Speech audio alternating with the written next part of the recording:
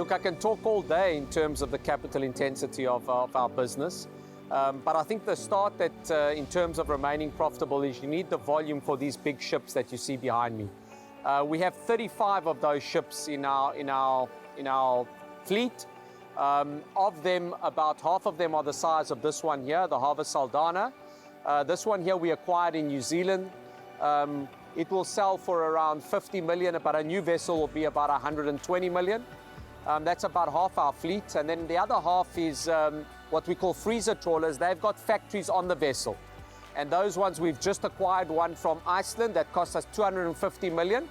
And a new one would be 400 million. So you can imagine to have a fleet of those will cost you an absolute fortune. And you need the volume to be able to keep everybody busy and the ships fishing. So we have about 1,200 people employed in our seagoing operations. They then has to go into the factory that you've seen on the side here. This factory employs 1,500 people, and it makes about 180 different products. So it's fully beneficiated. And then it's sold to around 26 countries around the world. So if you go into a supermarket in Australia like Coles and Woolworths, you will find South African Hake Sea Harvest product. If you go into Portugal, into one of their retailers, or into Mercadona in Spain, or Coop Italia in Italy, or Aldi in Germany, you would find our product. So it's product all over the world, and it's very vertically integrated and capital intensive industries. As I've said, the key thing in South Africa is to try and empower people. How is it best to empower people? So to give you an example, we had one particular company that came out of an enterprise development that we funded. They put some quota that they got in 2005. Today, that company employs 600 people, has got a fleet of more than 10 vessels, and a factory with 400 people. That's just one of the examples. When we bought another company called Viking, we brought two particular, through again enterprise development, two black-owned companies into the industry, and today they are their own self-sufficient, vertically integrated companies with the help, of course, of a Sea Harvest. That is how you give back, and that is how you do it on the harvesting side. However, of course, if you look at this vessel behind me, somebody's got to paint it, somebody's got to do the engineering work. That particular company, we supported, the bulk of their business is from us, is here in the Saldanha Bay area. The people that supply food, or the people that take the laundry, they're all in this area here.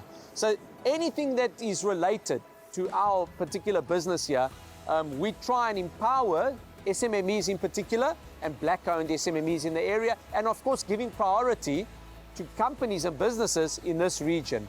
So as I've said before, we're the biggest economic driver in this region, and the sheer capital intensity that you see in this business heavily relies on the volume of fish that we are allocated by government.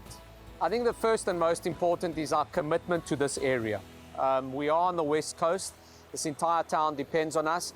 So our commitment is to stay here and make sure that these operations are viable, because this entire community depends on us. So we've got a lot of people working here, the town, all our suppliers are here. That sets us apart because most of the other companies are in Cape Town.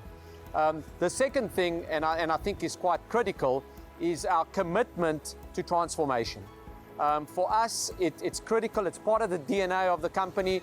The next CEO that's talking to you will be a different CEO. At every level of the organization, we need to ensure that that comes through. And I think Sea Harvest is a leader in the industry in terms of transformation. The third one is job creation and beneficiation. And if you look at the jobs you create of all the fish you catch per 1 kilo of fish, we are by far the highest in the industry again. And that is because we fully optimize the catch and beneficiate everything for the export market. 66% of what we catch, we sell internationally with a balance locally. We first look after the local market, of course. You were brought up on Sea Harvest product since 1964, not that you're that old, but at the same time, any fish and chip shops you go to, you'll be eating Sea Harvest product.